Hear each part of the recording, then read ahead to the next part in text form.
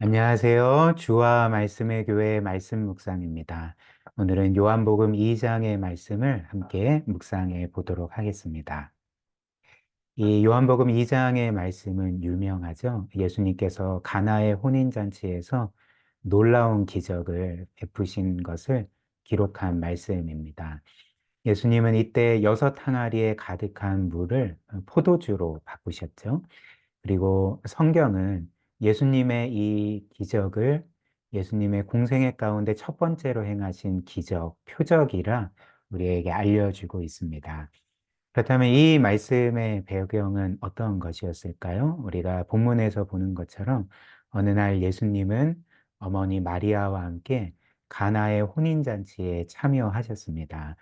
그런데 아마도 예수님과 마리아는 이 결혼식의 주인공인 이 남성의 그 친척이었던 것 같습니다. 그래서 손님으로 초대받았을 뿐만 아니라 친척의 결혼식을 돕는 이로 초청을 받아 갔던 거죠. 또 예수님뿐만 아니라 예수님의 제자들도 함께 초대받아 그 결혼식을 누리고 있었습니다. 그런데 불행한 일이 일어난 거죠. 결혼식에는 있어서는 아니될 그 일이 일어났습니다. 그것은 바로 결혼식 잔치에 포도주가 떨어졌던 거죠. 그리고 이는 당시에 굉장히 심각한 일이었습니다. 왜냐하면 당시 포도주라는 것은 결혼식 잔치에서 가장 중요한 것으로 그 잔치의 기쁨을 상징하는 것이었기 때문에 그랬죠. 그런데 포도주가 떨어졌다는 것은 무엇을 의미하겠습니까? 그 결혼식에 기쁨이 사라졌음을 의미했던 것입니다. 그렇기 때문에 이는 결혼식 손님들에게도 굉장한 신뢰였고, 결혼식을 주관하는 신랑이나 또 그 가족들에게는 굉장한 수치가 되었던 것입니다. 그래서 아마도 친척인 그 예수님의 어머니 마리아는 예수님께 이렇게 말을 했던 거죠. 저들에게 포도주가 없다. 이렇게 말을 했고, 예수님은 어머니의 말에 이렇게 대답하셨습니다. 4절 말씀 보십시오. 예수께서 이르시되 여자여 나와 무슨 상관이 있나이까 내 때가 아직 이르지 아니하였나이다. 내 때가 아직 일어나지 이르지 아니하였나이다. 이렇게 말씀하셨죠. 그러나 마리아는 예수님의 말씀에 아랑곳하지 않고 이제 하인들에게 너희는 예수가 말하는 대로 무엇이든지 순종하여 행하라 이렇게 말했습니다. 그리고 마침 그곳에는 도랑알이 6개가 있었습니다. 각각 약 100리터의 물을 담을 수 있는 이제 큰 항아리였고요. 그리고 특별히 이 돌 항아리 6개는 당시 유대인들이 정결 예식 때 사용하던 그런 물을 담는 항아리였습니다. 그래서 당시 유대인들의 정결 예식이 무엇이었는지를 마가복음 7장에 우리에게 알려주고 있는데요. 한번 보십시오. 바리새인들과 모든 유대인들은 장로들의 전통을 지키어 손을 잘 씻지 않고서는 음식을 먹지 아니하며 또 시장에서 돌아와서도 물을 뿌리지 않고서는 먹지 아니하며 그 외에도 여러 가지를 지키어 오는 것이 있으니 장과 주발과 녹그릇을 씻음이로라. 이 말씀처럼 하나님의 율법에 기록되진 않았지만 유대인들은 장로들이 자신들에게 건네준 그 전통에 따라서 이런 정결 예식을 했습니다. 그래서 어떤 식사를 하기 전에 반드시 이 정결 예식에 따라서 항아리에 든 물로 자신들의 손을 씻었고요. 손뿐만 아니라 그렇게 그릇이나 접시나 또 잔 같은 것을 씻었던 것입니다.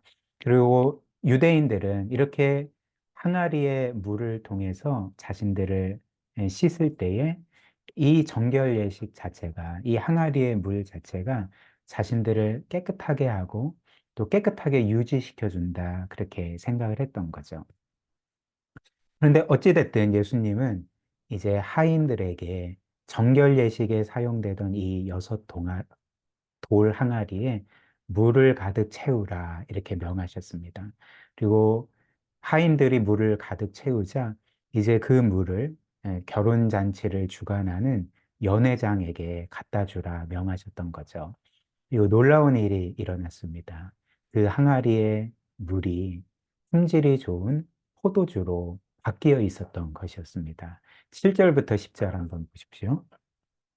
예수께서 그들에게 이르시되 항아리에 물을 채우라 하신즉 아기까지 채우니 이제는 떠서 연회장에게 갖다 주라 하심에 갖다 주었더니 연회장은 물로 된 포도주를 맛보고도 어디서 났는지 알지 못하되 물떠온 하인들은 알더라. 연회장이 신랑을 불러 말하되 사람마다 먼저 좋은 포도주를 내고 취한 후에 낮은 것을 내거늘 그대는 지금까지 좋은 포도주를 두었도다 하니라.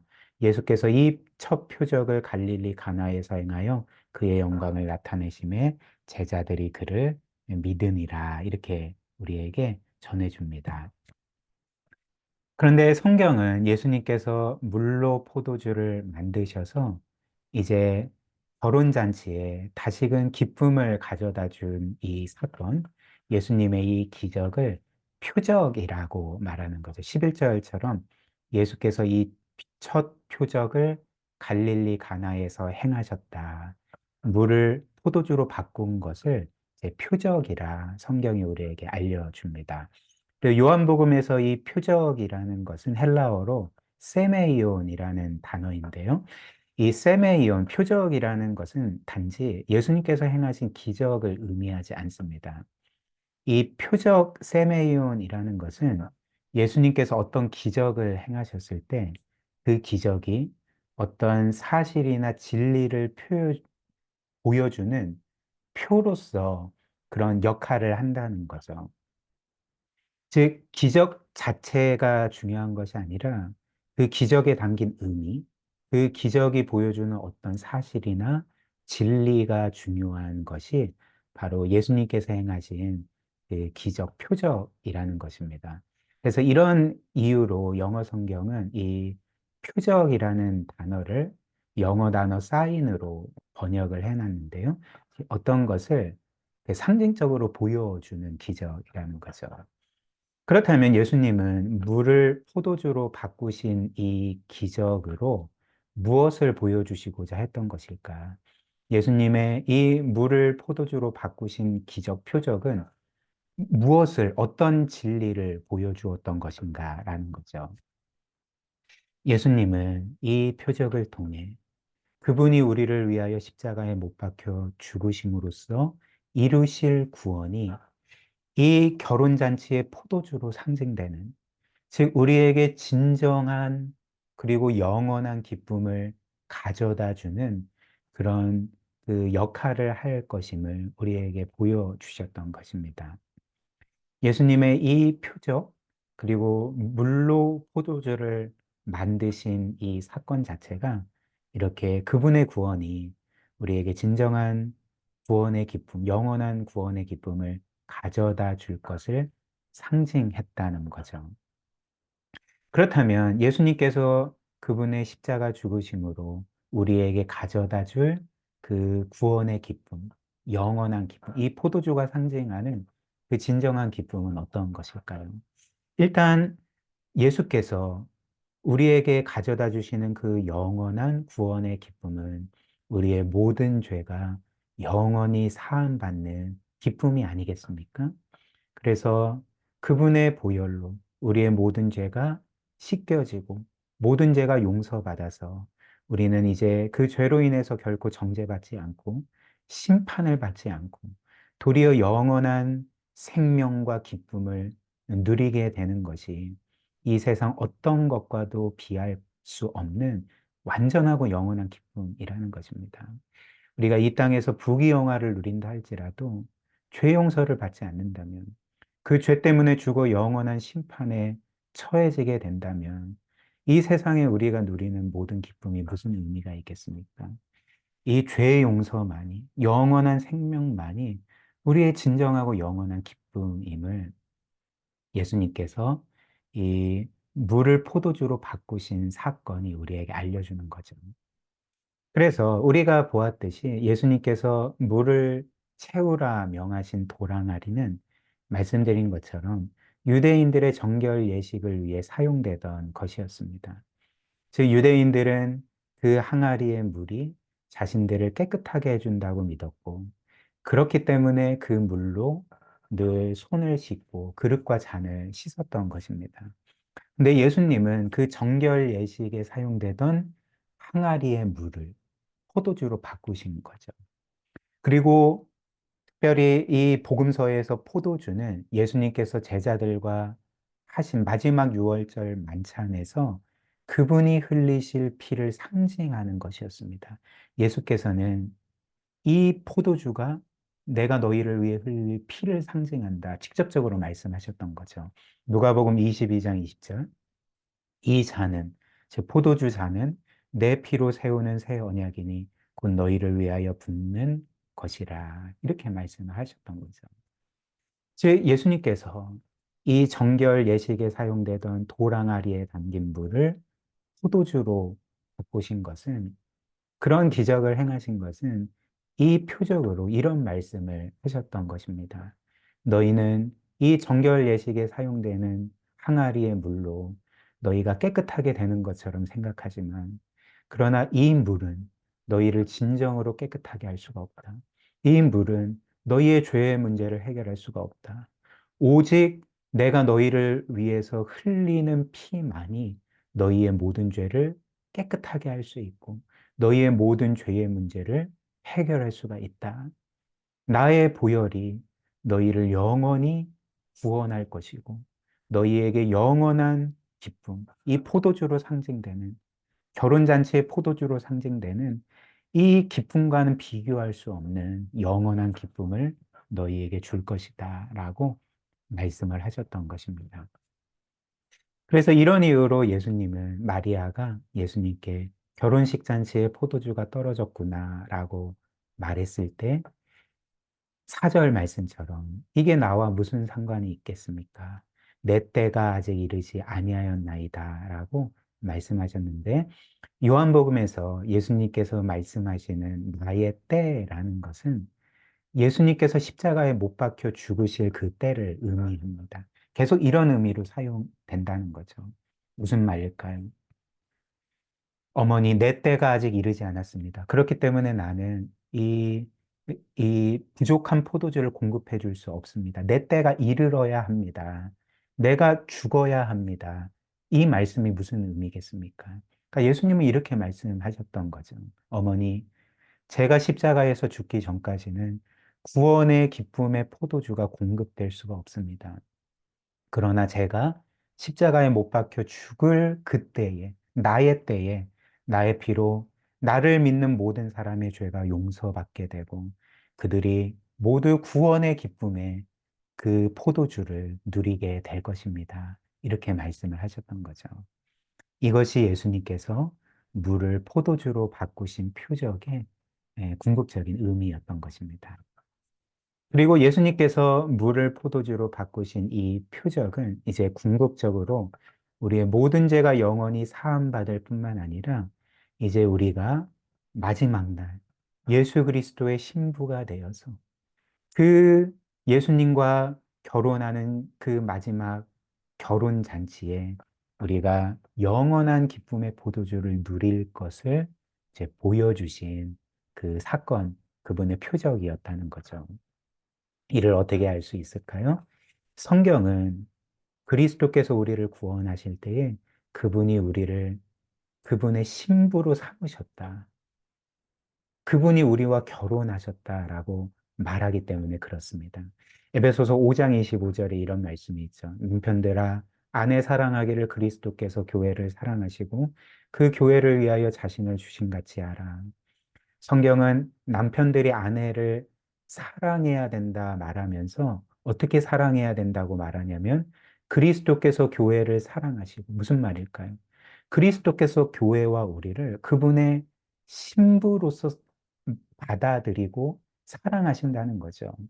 그리고 어느 정도까지 사랑하시냐면 그 교회를 위하여 자신을 주심같이 사랑하시고 또 사랑하실 것이라는 것입니다. 에베소서 5장 31절, 32절도 동일한 사실을 알려줍니다. 그러므로 사람이 부모를 떠나 그의 아내와 합하여 그 둘이 한 육체가 될지니 이 비밀이 크도다. 나는 그리스도와 교회에 대하여 말하노라. 남자와 여자가 부모를 떠나 하나 되는 결혼을 말하면서 32절이 이렇게 말합니다. 이 비밀이 크도다. 나는 그리스도와 교회에 대하여 말하노라. 무슨 말일까요? 이 땅의 모든 남녀가 결혼하는 것은 사실 궁극적인 실체를 가리키는 그림자일 뿐이라는 거죠. 이 세상의 모든 불완전한 결혼이 궁극적으로 가리키는 실체는 바로 예수께서 우리를 그분의 신부로 맞아들여서 그분과 우리가 결혼하는 것이 이 세상 모든 불완전한 결혼들이 궁극적으로 가리키던 실체였다는 것입니다. 그래서 예수 그리스도와 우리의 그 완전하고 영원한 결혼이 이제 마지막 날 이루어지는 거죠. 예수께서 이 세상에 오시고 만물을 새롭게 하실 때에 그때 일어날 일이 바로 어린 양 예수님과 우리의 혼인잔치라는 것입니다. 7절부터 요한계시록 19장 7절부터 9절 한번 보십시오. 우리가 즐거워하고 크게 기뻐하며 그에게 즉 예수 그리스도께 영광을 돌리세. 어린 양의 혼인 기약이 이르렀고 그의 아내가 자신을 준비하였으므로 그에게 빛나고 깨끗한 세마포 옷을 입도록 허락하셨으니 이 세마포 옷은 성도들의 옳은 행실이로라 하더라. 무슨 말일까요? 마지막 날 어린 양의 혼인 잔치가 벌어질 것입니다. 근데 그의 아내가 누구라고 합니까? 깨끗한 빛나고 깨끗한 세마포 옷을 입은 자들이 예수 그리스도의 신부가 되는데 그 신부가 누굴까요? 8절 하반절처럼 이 세마포 옷은 성도들의 옳은 행실이로다.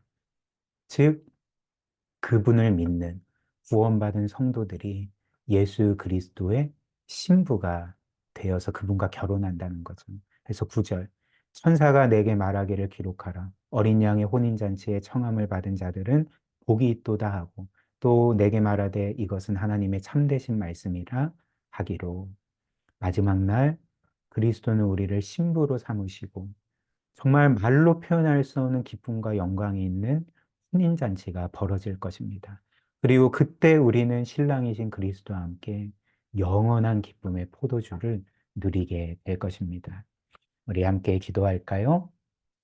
오늘 가나의 혼인잔치에서 행하신 예수 그리스도의 표적, 물을 포도주로 바꾸신 이 표적은 우리가 이미 그리스도 안에서 그 포도주로 상징되는 영원한 기쁨을 얻었음을 상징합니다.